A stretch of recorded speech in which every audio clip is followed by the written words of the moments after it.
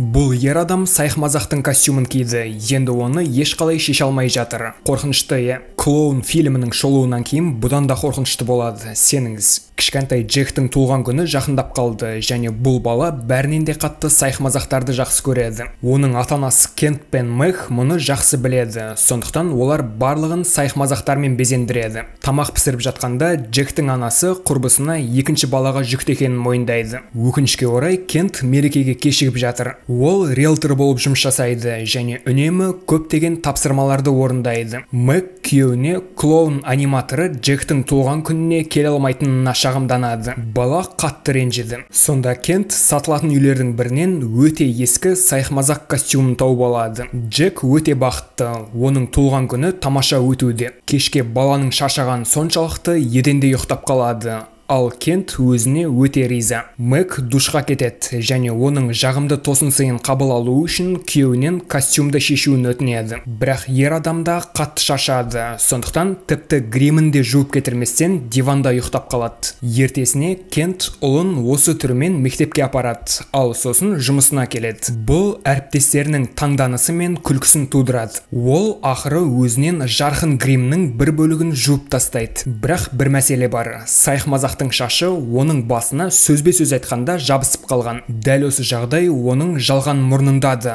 Ол Кенттің бетіне тура жабысып қалған сияқты. Ер адам костюмды да шеше алмайды. Кент оны кесуге тырысқанда қолын жарақаттап алады. Ол күштірек аспапты алады да мына біртүрлі сайқымазақ костюмнен шығуға тырысуын жалғастырады. Өкінішке орай бұл жоспар да іске аспады. Электр пышақ сынып, костюм бүтін күйінше қалады. Кент үйге оралып, әйеліне мына қарғыс атқыр жасанды шаштан, мұрыннан және костюмнен ешқалай құтыла алмай жатқанына шағымданады. Оның болса қатты әжетханаға барғысы келіп тұр. Мэг күйеуінің мәлімдемелеріне күлкімен қарап, қолына қысқышты алады да күйеуінен сайқымазақтың мұрнын шешуге тырысады. Кент айғайлап жатыр, ал әйел аспапты бар күшімен жұлады. Бұл жеңіс. Қызыл мұрын еденге құлап, оны бірден ит жеп қояды. Алайда Кенттің мұрнында жара қалып қояды және ер адам бетіне майлықты басады. Осы кезде Мэг күйеуінің басындағы парик емес, оның шынайы шашы екенін байқайды. Олар қандай да бір себептермен боялған және бұйраланған. Кент мұрнына таңғыш тағу үшін ауруханаға барады. Ер адам әлде бір оғаш нәрсені бастан кешіріп жатқанын түсінеді. Кент боялған шашының бір бөлігін қырқып, ал макияждың қалған бөлігін тоналды креммен бүркемелейді. Ол осы сайқымазақ костюмі бар үйдің иесін іздеуді ұйғарады, бірақ оның қайтыс болып кеткенін біледі. Сондай-ақ ер адам кішкентай балаларға деген қызығушылығының артқанын байқайды. Сәл кейінірек Кент Хэллоуин және басқа да мерекелерге арналған тауарлар сататын дүкенге барады. Сатушы әйел оған бір кездері осындай сайқымазақ костюмдерін сатқан адамның мекен жайын береді. Ер адам бірден әлде бір Берт Карлсонға қоңырау шалады және ол біздің кейіпкерімізден сайқымазақтың костюміне ешқашан қол тигізбеуін талап етеді. Кент бұл киімнің қазірдің өзінде оның үстінде екенін мойындайды және бірден Карлсонмен кездесуге беттейді. Ер адам Кентті шаймен қарсы алып, оған сайқымазақтардың пайда болу тарихын әңгімелейді. Сөйтсе бастапқыда бұлар өте қорқынышты және үрейлі жаратылыстар болыпты. Ол кездері балаларды күлдірудің орнына қорқытатын. Кент жағдайының нашарлап бар жатқанын сезеді. Шамасы Карлсон оның шайіне әлде бір нәрсені қосып берген сияқты. Дәл солай біздің кейіпкеріміз байланып ес-түссіз жатқанда Карлсон дөңгелек араны қайрап жатыр. Кентке жағдайдың бұлай дамуы мүлде ұнамайды. Ол арқанды үзіп тез арада аяғына тұрады. Біздің кейіпкеріміз Карлсонға шабуыл жасайды, ал ер адам ақыры Кентке мұның костюм емес, жынның шашы мен терісі екенін түсіндіреді. Кент үйге оралып, әйелінен полицияны шақыруын өтінеді. Бұл уақытта олардың үйлерінде көптеген қонақтар отырды және олардың барлығы сайқымазақтың кейпіндегі ер адамға таңдана қарайды. Кент оларды өзінің көлігіне апарады. Артқы орындықта байлаулы Карлсон отыр. Біздің кейіпкеріміз оны бөлімшеге апаруды шешеді, бірақ жолда денесінде өте оғаш құбылыстардың болып жатқанын байқайды. Оның денесі сөзбе-сөз айтқанда көз алдында өзгеріп жатыр. Карлсон қандай да бір жолмен әрең дегенде босанады және бірден Кентке бас салады. Рөлдегі төбелес әдетте жақсы еш нәрсеге әкелмейтіні анық және көлік әрине апатқа ұшырайды. Карлсон ауыр жарақат алды, ал қорыққан Кент қашып кетеді. Мэг полиция бөлімшесіне келіп, күйеуінің жоғалып кеткенін хабарлайды. Әкесі қызынан біраз уақытқа өзінікінде тұруын өтінеді, өйткені Кент өзін мүлде әдепсіз ұстауда. Түн ортасында біздің кейіпкеріміз балалар туристік лагерінің қасынан пайда болады. Ұлдардың бірінен алаудың қасында қалған лас табақты жууын талап етеді. Ағаштың жанынан бала Кентті байқайды. Ер адам балақайдан оған әлде бір тамақты әкелуін өтінеді. Мейірімді бала оған печенье салынған дорбаны созады. Бірақ Кентке печеньеден гөрі оның қолы дәмдірек сияқты. Бала айғаймен орманға қарай жүгіреді. Жаңа күн басталады. Мэгтің көзі Кенттің Карлсоннан алған кітабына түсіп кетеді және сайқымазақтардың соншалықты күлкілі әрі зиянсыз емес екенін түсінеді. Бұл уақытта біздің кейіпкеріміз өзінің келбетіндегі жаңа өзгерістерді байқайды. Соның салдарынан қоғамдық әжетханада оның жүрегі айниды. Ол кабиналардың біріне жабылып, бір топ баланың ішке кіргенін естиді. Ұлдардың бірі оны көріп қойып, қорыққанынан айғайлайды. Сол себепті Кент бірден ізін суытады. Өкінішке орай, сайқымазақ кейпіндегі оны балалар қатты жақсы көреді және көшеде оған тағы да бір бала Робби жақындайды. Кент оған атылмау үшін соңғы күштерімен өзін ұстап тұр және сатылатын үйлердің біріне тығылып қалады. Ол екі қолын басына қойып шарасыздықтан айғайлайды. Кешке Мэг пен Джек иттерінің сайқымазақтың мұрын жеген сәттен бастап өзін біртүрлі ұстап жатқанын байқайды. Кент әйеліне қоңырау шалып, онымен қоштасады. Содан соң тапаншаның көмегімен келесі өмірге аттануға тырысады. Қабырғада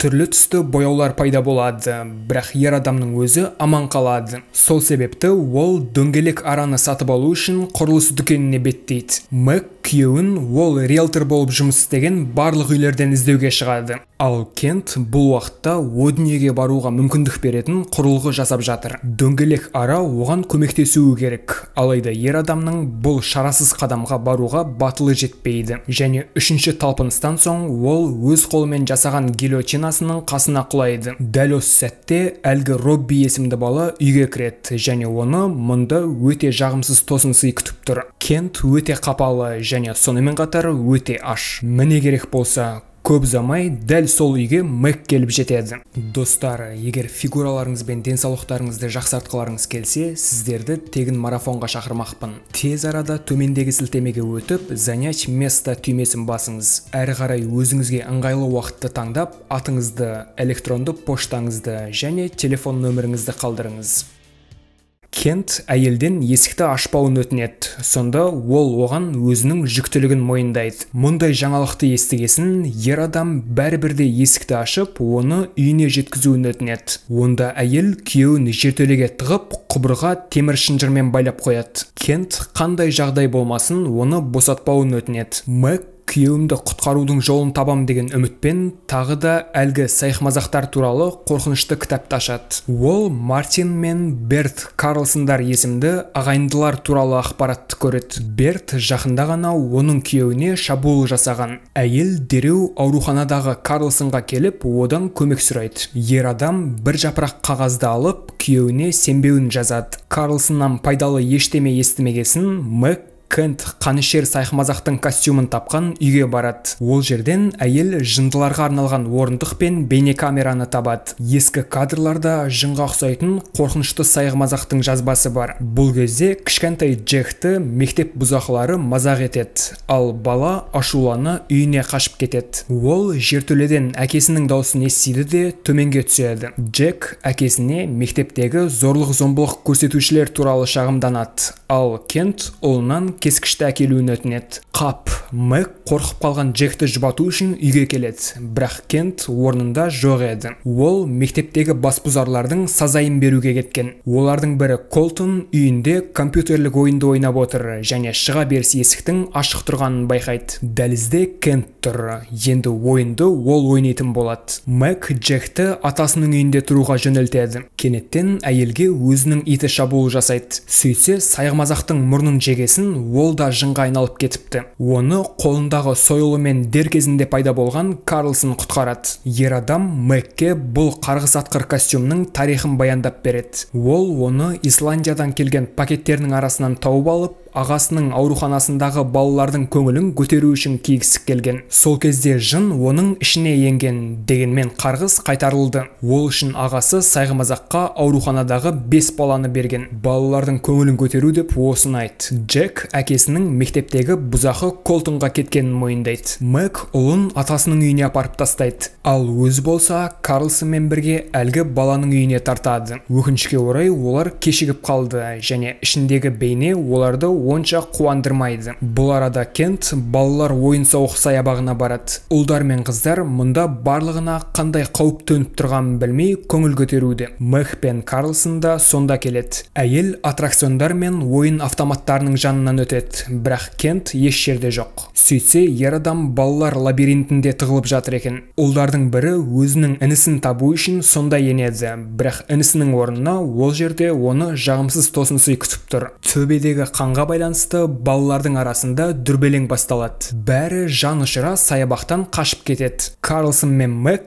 Кентті барлық жерден іздеп жүр және оны театр қойылымдарының арасынан табады. Ер адамның келбеті өте қорқынышты. Карлсон Кентке тап береді, бірақ сайқымазақ әлде қайда күшті болып шықты. Ол қарсыласын жерге құлатып, әйелінен оған тағы да бір баланы әкелуін өтінеді. Оның орнына жын әйелге күйеуін қайтаруға уәде береді. Егер олай етпесе, сайқымазақ оның ұлы Джекке баруға мәжбүр. Шошынған Мэг сыртқа жүгіріп шығады. Ол жоғалған әлде бір адасып кеткен баланы табу үшін айналасына көз жүгіртеді. Қыздардың бірі Мэгті танып, әйелден оны үйіне дейін жеткізіп салуын өтінеді. Мұның орнына Мэг мектеп оқушысын кешкі ас ретінде сайқымазаққа апарады. Олар қаңыраған бос жерге келіп тоқтайды, ал қыз көліктен түседі. Мэг бірден есікті жауып алады, ал мектеп оқушысы жылап дүрбелең сала бастайды. Оның артынан сайқымазақ пайда болады. Шыдай алмастан Мэг есікті ашады да қыздан көлікке оралуын өтінеді. Дәл осы сәтте жолдан полисмен пайда болады. Мектеп оқушысы құтқарылды,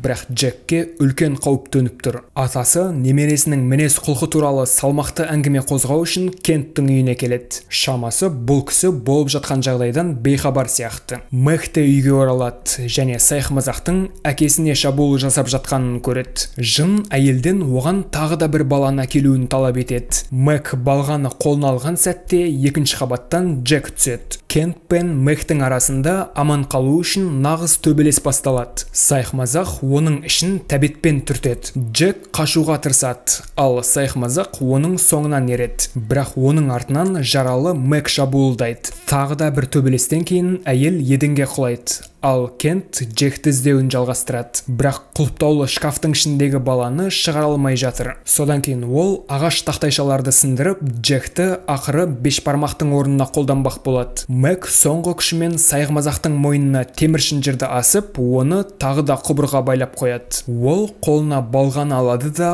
ұлынан көзін жұмуын өтінеді. Бір дөп соққы және олар қайта қауіпсіздікте. Мэг ұлын құшақтайды да одан кешірім сұрайды. Сайқымазақтан қалған қалдықтар қышқылдай ериді. Сайқымазақтың шаштары мен киімдері физикалық дәлел ретінде мәйітханаға апарылады. Егер оларды біреу кисе, сіздер не болатынын білесіздер.